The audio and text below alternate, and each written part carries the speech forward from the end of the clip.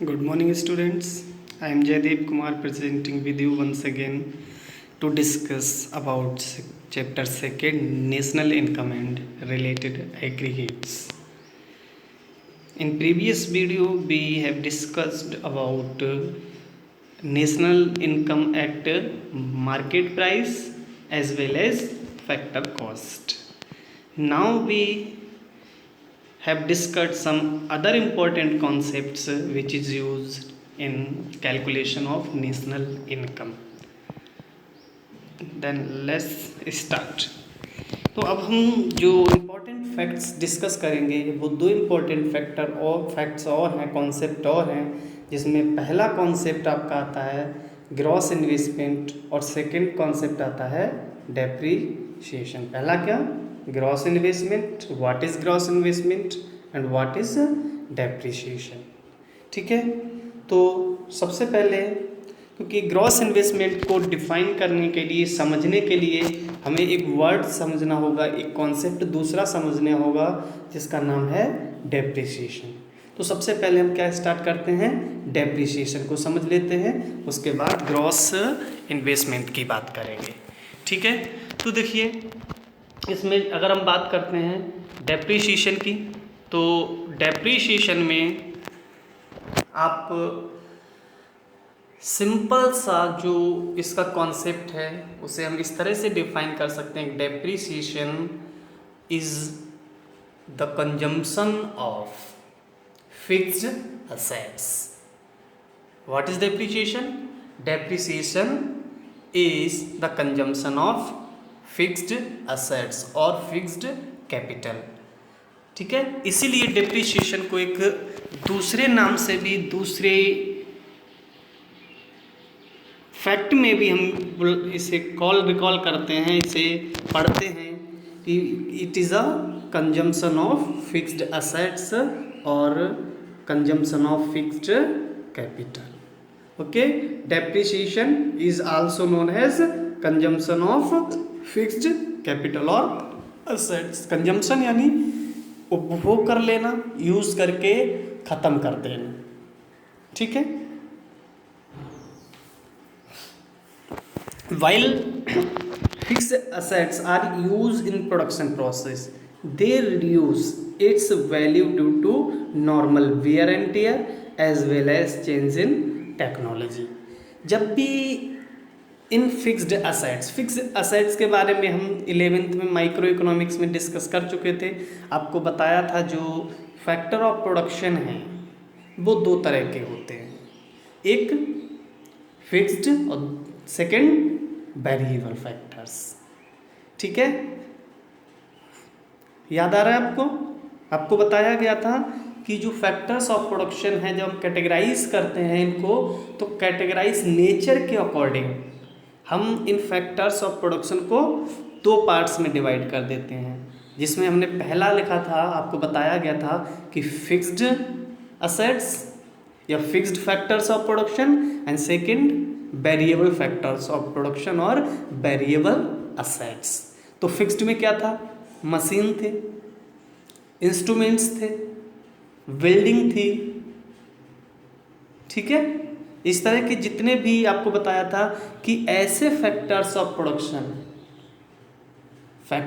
Productions which can not change in short term, जिन्हें short term में change नहीं किया जा सकता, वो सारे एसेट्स क्या कहलाते हैं? फिक्स्ड एसेट्स कहलाते हैं। जैसे आपने कोई मशीन परचेज कर लिया, आपने कोई इंस्ट्रूमेंट परचेज कर लिया, आपने कोई बिल्डिंग बना दी। ठीक है, तो ये सारे के सारे क्या हैं? Fixed assets. तो टाइम पीरियड के दौरान, किसी भी टाइम पीरियड के दौरान जब आप इन फिक्स्ड एसेट्स का प्रोडक्शन में यूज़ करते हैं, तो इनमें कोई नॉर्मल वेयर एंड टेयर होता है, कोई टूट फूट होती है तो हमें वो रिपेयर करवाना पड़ता है, या कभी कभी टेक्नोलॉजी चेंज हो जाती है। ठीक है, एक समय हुआ करता था टाइपराइटर्स का, जब भी हमें कुछ पेज पे टाइप करना होता था, कोई लेटर बनाना होता था, तो हम टाइपराइटर्स से क्या करते थे? टाइपिंग कराते थे। लेकिन आज ये काम कौन कर रहा है? कंप्यूटर कर रहा है। इसलिए जो टाइपराइटर क्या थे? मशीन थे, फिक्स्ड असेट्स थे। तो कंप्यूटर के आने से क्या हुआ कि वो बेकार पड़ गए, लोगों ने उसका यूज़ करना बंद कर दिया, तो हमें क्या करना पड़ा, उनको यूज से हटाना पड़ा, जबकि उनके अंदर कुछ ना कुछ प्रोडक्शन कैपेसिटी अभी बाकी थी। फिर भी नई टेक्नोलॉजी के आने से उस कैपिटल का हमने प्रोडक्शन से उन्हें बाहर कर दिया। ठीक है, ऐसे ही जब आप कोई मशीन यूज़ करते हैं, मान लीजिए आपने एक कार खरीद ली, कार को खरीद के लाते हैं, आप लाखों रुपए दे के आते हैं, 1-2 साल उसे यूज़ करते हैं, और इस यूज़ करने के बाद जब उसे आप दोबारा रीसेल करने की कोशिश करते हैं तो वो बहुत कम पैसे में सेल हो पाती है। आपने 5 लाख की खरीदी है, मार्केट में 2-2.5 लाख 3 लाख तक की सेल हो पाएगी। तो ये 5 लाख और 2-2.5 लाख का गैप कहाँ से बना? क्योंकि आपने इस टाइम पीरियड में उस कार को यूज़ किया है, उसे ड्राइव किया है, तो उसके जो इंस्ट्रूमेंट थे, उसके जो पार्ट्स थे, ऑटो पार्ट्स थे, उनमें कुछ ना कुछ घिसावट हुआ होगा, उनमें कुछ ना कुछ वेयर एंड टियर हुआ होगा, आपने उसके कुछ पार्ट्स को रिप्लेस कराया होगा, इसीलिए उस टाइम पीरियड में, यूजिंग टाइम पीरियड में क्या हुआ, उसकी वैल्यू रिड्यूस हो गई। तो जब भी कोई भी फिक्स्ड फैक्टर प्रोडक्शन में, कोई भी फिक्स्ड फैक्टर, ठीक है, फिक्स्ड असेट प्रोडक्शन प्रोसेस में यूज किया जाता है, तो ये क्या करता है, अपनी वैल्यू को रिड्यूस कर देता है, और ये रिडक्शन ही क्या कहलाता है, डेप्रिसिएशन कहलाता है। क्या कहलाता है, डेप्रिसिएशन कहलाता है। द रिडक्शन, देखिए लिखा हुआ है while fix assets are used, यहाँ लिखा हुआ है while fix assets are used in production process they reduce its value due to normal wear and tear, टूट फूट as well as change in technology, जो मैंने आपको भी टाइपराइटर वाला एग्जांपल दिया था। and this reduction in value of fixed assets, this reduction in the value of fixed assets is known as depreciation, यानी जो value reduction in fix asset था उसी को हम क्या कहते हैं, डेप्रिसिएशन कहते हैं। ठीक है, The concept of depreciation is very important to make difference between gross and net values. क्या है gross and net values? इसे कैसे, इसे हम एक एग्जांपल से समझ सकते हैं। मान लीजिए आपने इस करेंट ईयर में, इस फाइनेंशियल ईयर में रुपीज़ 500 इन्वेस्ट किए हैं। क्या किया है, इनको इन्वेस्ट किया प्रोडक्शन के लिए। ठीक है, तो ये 500 रुपीज़, ऐसा नहीं होगा कि 500 रुपीज़ से आपने सीधे 500 के फिक्स्ड असेट्स परचेज किए होंगे, ऐसा नहीं होगा। आपने इस 500 में से कुछ अमाउंट, वो 200 हो सकता है आपका, 400 हो सकता है, 450 हो सकता है, इस अमाउंट से आपने फिक्स्ड असेट्स को परचेज किया होगा, और जो बचा हुआ रेस्ट अमाउंट है, मान लीजिए आप 450 की बात करते हैं, तो उसमें 50 रुपी रेस्ट बचा आपके पास, सेविंग्स हैं, तो इस पैसे का यूज़ आप क्या करते हैं, जो पहले से आपके पास फिक्स असेट्स मौजूद था, जो पहले से प्रीवियस ईयर से पहले आपने जो भी परचेज किया, उनके आपको बियर टियर में यूज़ करना पड़ेगा, बियर एंड टियर, या हो सकता है आपको पुराने फिक्स्ड असेट्स को रिपेयर कराना पड़े, और जब रिपेयर कराएंगे तो ये पैसा भी कहाँ चला जाएगा, ये रिपेयर में चला जाएगा, या प्रीवियस कैपिटल फिक्स्ड असेट्स को ही मेंटेन करने में चला जाएगा। इस 50 रुपये से आप फ्यूचर प्रोडक्शन के लिए यूज नहीं कर रहे, नया फिक्स्ड असेट्स परचेज नहीं कर रहे, इसीलिए ये 50 रुपीज़ क्या होगा, पुराने मेंटेनेंस में चला जाएगा। यानी जो आपने टोटल 500 रुपीज़ का इन्वेस्टमेंट किया है, उसमें से फ्यूचर प्रोडक्शन के लिए नया कहाँ यूज हुआ है, केवल 450 रुपीज़ यूज हुआ है, जबकि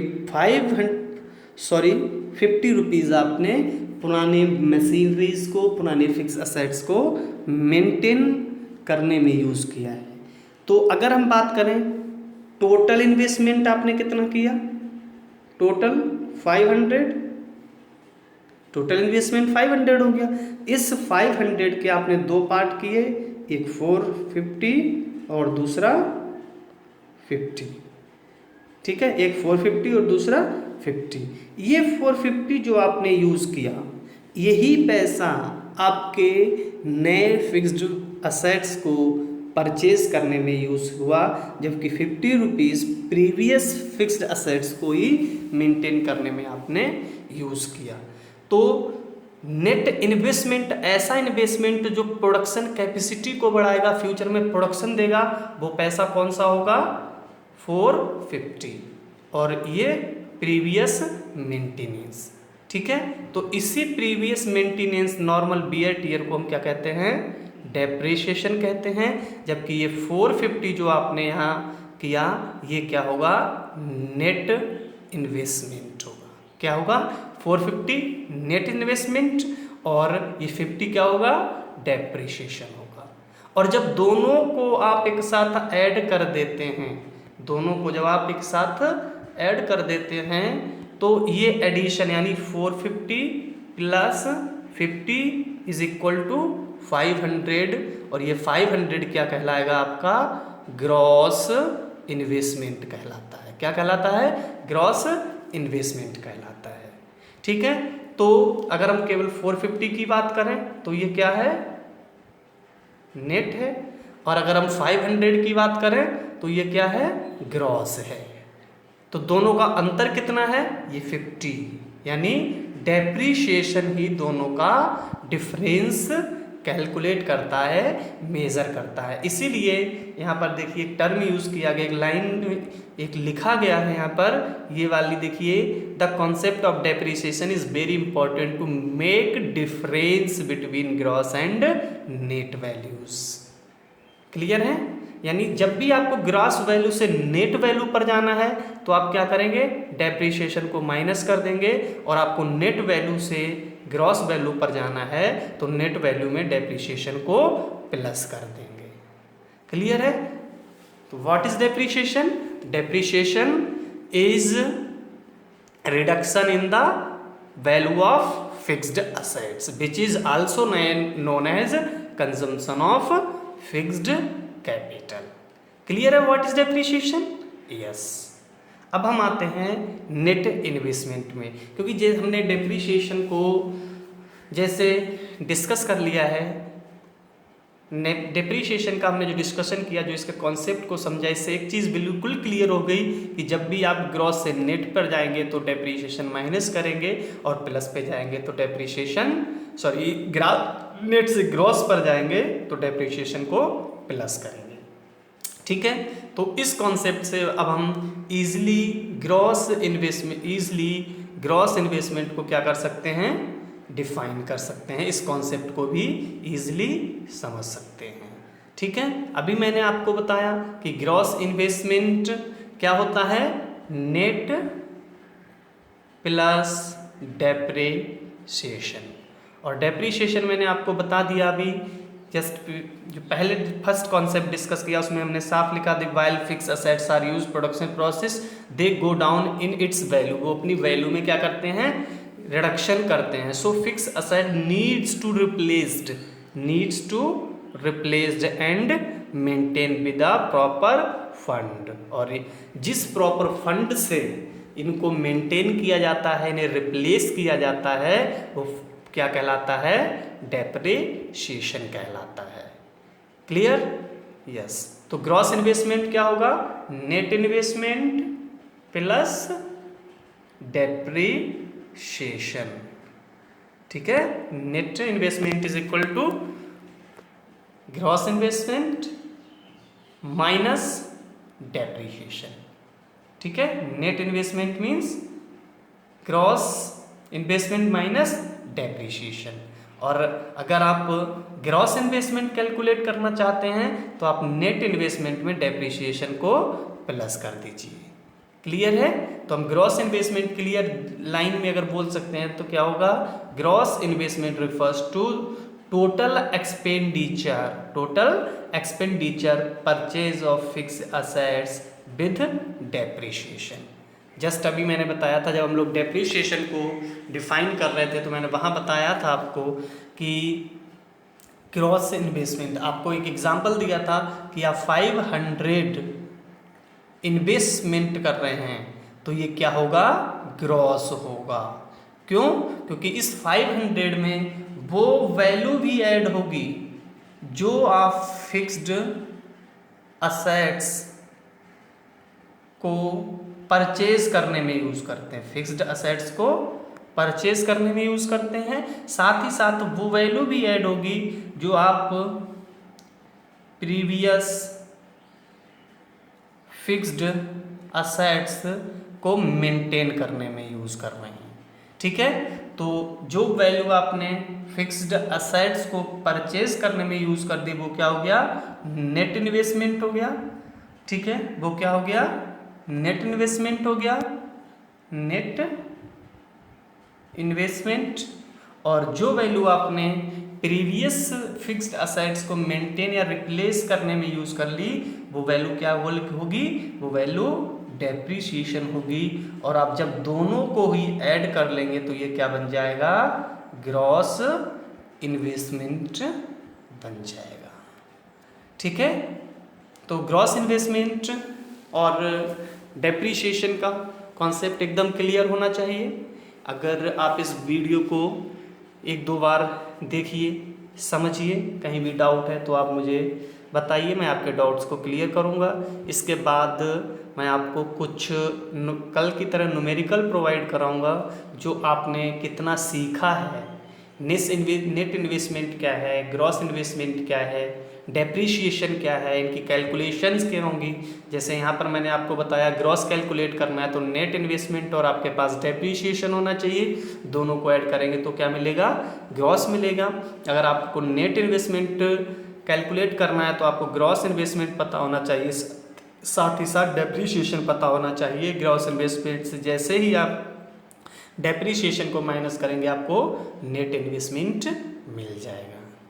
ठीक है, तो आप पहले इस वीडियो को अच्छे से देखिए, समझिए, जहाँ भी डाउट हो मेरे से पूछिए, मैं आपके सभी प्रॉब्लम्स को सॉल्व करूँगा। और उसके बाद मैं आपको कुछ न्यूमेरिकल प्रोवाइड कराऊँगा जो आपको सॉल्व करके मुझे सेंड करने होंगे। Okay, thank you.